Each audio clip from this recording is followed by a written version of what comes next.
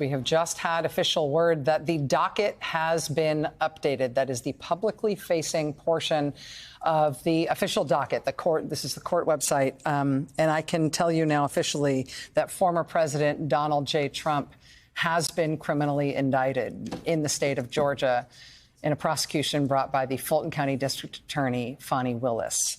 In terms of the number of defendants here, we are still accessing this information. It has just been posted on the docket, but it is former President Donald Trump, along with several others who have been criminally indicted this evening. We are accessing the documents themselves right now as we can get our hands on them. I think printers are whirring. We expect to hear from District Attorney Fani Willis essentially any moment now that those things have been released now. Wow. Okay, all right, so this is from the docket. The state of Georgia versus Donald John Trump, Rudolph William Louis Giuliani, John Charles Eastman, Mark Randall Meadows, Kenneth John Chesebro, Jeffrey Bossert Clark, Jenna Lynn Ellis, Ray Stallings Smith III, Robert David Cheeley, Michael A. Roman, David James Schaefer, Sean Micah Thresher Still, Stephen Cliffgard Lee, Harrison William Prescott Floyd, Trevion Kuti, Sydney Catherine Powell, Kathleen Alston Latham, Scott Graham Hall, Misty Hampton, a.k.a. Emily Misty Hayes. It is a 40-count felony indictment. Yeah, and Rachel, Georgia. Should we touch on just some of the crimes listed? Yes. It begins with the RICO Act. That's the big one, and it is broad in the state of Georgia. So you have an alleged violation of the Georgia Racketeer Influencing Corrupt Practices Act. You have something we just discussed moments ago, solicitation of violation of oath of office. That is, we believe, connected to Donald Trump's personal involvement in recorded calls to state officials. We have several false statement charges that echo something we've seen in other cases, and we've seen a lot of evidence for that here coming out of Georgia. We have solicitation of violation of oath of a public officer. Again, those are the kind of state crimes that regard state officials. So this is related to Trump's wider efforts to overthrow a federal election. But the theory of the case here is a state crime committed. I see impersonating a public officer. That's interesting. I want to learn more about that. And a conspiracy to the same effect. I see forgery and a conspiracy related to forgery, filing false documents, forgery in the first degree. So a lot of lying. Those are basically laws about lying, state laws about lying. A criminal attempt to commit influencing of witnesses. Something we've seen Donald Trump come very close to in other investigations, but this is now a state indictment on that count. False statements and writings. I'll tell you, Rachel, as well, this is a lot of charges. Yeah. This so is let me just say, I said this was a 40-count felony indictment. It is a 41-count felony indictment. Again, there are a number of defendants here charged alongside Donald Trump, but his name is first on the indictment. Now, correct me, you're reading along with me. I am. You're all reading along with me. We're all reading off of very tiny print here while we're doing this. But let's just talk specifically about the counts facing Donald Trump, the former president of the United States. Count 1. Violation of the Georgia RICO Act. Count 5, again, these are the charges that Trump is facing. Solicitation of violation of oath by public officer. Count 9, conspiracy to commit impersonating a public officer. Number 11, count 11, conspiracy to commit forgery in the first degree. Count 13, conspiracy to commit false statements and writings. Count 15, conspiracy to commit filing false documents. Count 17, conspiracy to commit forgery in the first degree. Again, these are all charges that Trump is facing. Charge 19, conspiracy to commit false statements and writings. 27 through 29. That would be filing false documents, solicitation of violation of oath by a public officer, and false statements and writings. He's also facing counts 38 and 39. Those are solicitation of violation of oath by public officer and, again, false statements and writings. And Rachel, we're looking at 90-plus pages in terms of all of it, so we're going to make our way through it. But yeah. I see Ruby Freeman cited here. Yeah. We were just discussing that. I see a charge relating to some members of the alleged RICO conspiracy trying to corruptly influence the vice president of the United States.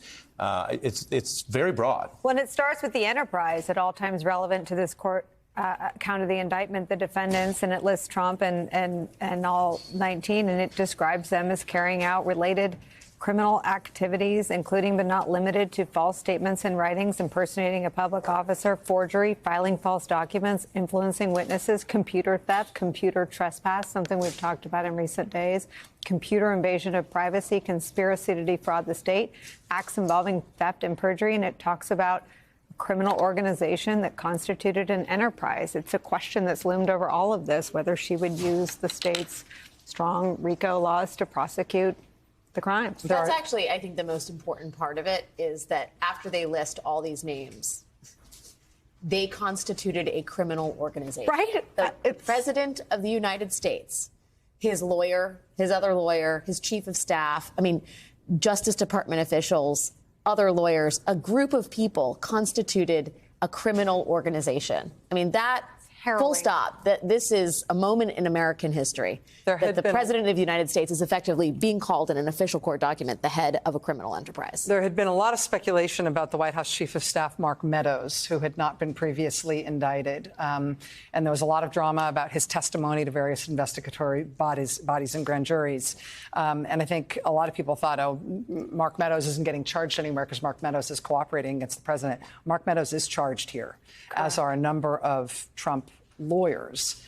We saw Trump lawyers named, or not named, but indicated as unindicted co-conspirators in the federal indictment, the most recent federal indictment about trying to overturn the election results. Questions as to them not being charged, but named as co-conspirators. Here they are charged. Giuliani charged. Eastman charged. Chesebro charged. Bossert Clark charged. Ellis charged. Sidney Powell charged. Rachel, can I say something? Our friend Andrew Weissman is bursting. Can we bring him in? Andrew Weissman, we are reading. No, we cannot bring you in yet. We will in just a moment. If he bursts, I promise I'll help you clean it up. I had a direct sight line to the burst. I think for some reason we literally cannot show him in just a moment. Because we don't have a camera there. Okay. Sorry. As we are looking at this, the other names that we are looking at here, a lot of the names here. Thank you. This is it. We've been going crazy for. A lot of the names that may not be familiar at the national level are Georgia state officials, former Georgia officials, and some Trump campaign officials who are lower profile individuals. The name Trevian Kutti sticks out to me because that, of course, is the woman I was describing moments ago who somehow persuaded Ruby Freeman to meet with her at a police station in Georgia, where she pressured Ruby Freeman that she must confess to voter fraud, trying to talk her into it as if she was a friend when she clearly was not. We now have the indictment. It is a 41-count indictment. There are 19 defendants listed. Former President Donald Trump is one of them. The first charge listed, count one on this 41-count indictment, is the violation of the Georgia RICO Act, Racketeer Influenced and Corrupt Organizations, which is a resonant thing, but also a specific thing, and also a thing with a minimum 5-year prison term associated with it. Looks like the defendants charged under the RICO Act specifically are all of them, all 19 of them charged as being part of that criminal organization. As we await comments from Fulton County District Attorney Fani, go to our nearly burst friend, Andrew Weissman. Andrew, I think we can go to you now to get your first reaction to what you're seeing in this indictment. Well, it does look like what we have is one indictment, not 9 others to come, although we don't know for sure, but it looks like it's one huge indictment. But I think the main thing that if you are Donald Trump and his legal team right now, you have a cooperation problem. And this really goes to a point, Rachel, you were making, which is there are so many people now who are charged who cannot be federally pardoned. They are facing state charges. There is no ability to federally pardon them. It is going to be so necessary for Donald Trump to throw sand in the gears here, whether it's trying to remove Fani Willis, whether it's trying to remove the case to federal court, whether it's claiming presidential immunity.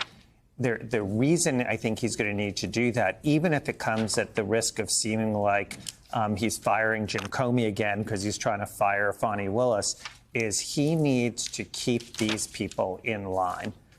Because they are facing criminal charges that they cannot be pardoned for, even if he wins the presidency. And there are the slew of people, and these are so many of the names that we understood were unindicted co-conspirators in the federal case that are now facing state charges. So this is a really good development if you're Fani Willis, but also if you're Jack Smith, because this puts so much more pressure on those people to make a deal with the government.